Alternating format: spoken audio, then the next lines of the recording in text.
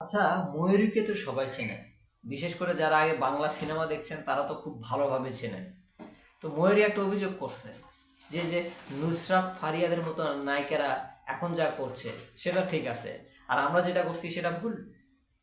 হ্যাঁ, ময়ূরীরা আগে একটু খোলামেলা পোশাকে থাকতো এবং তারা আইটেম সং করতো। বর্তমানে কিন্তু মোটামুটি সিমিলার। বড় বড় নায়িকারা তারা কিন্তু এই যে আইটেম সং করতেছে, খোলামেলা পোশাক পরিধান করতেছে। তো মোটামুটি কিন্তু সিমিলারই, তাই না? তো এখন ঘটনা হচ্ছে তাদেরটা যদি অশ্লীলতা হয় তাহলে এখনকারটা কেন হবে না, এবং আমরা কেন এটাকে অশ্লীলতা বলছি না, আমরা কেন এটাকে ক্রিঞ্জ বলছি না? তারা ছবি যেগুলো পোস্ট করতেছে সেগুলো কি খুব মার্জিত, বা নায়িকার বাংলাদেশের প্রেক্ষাপটে এরকম নায়িকাদের পোশাক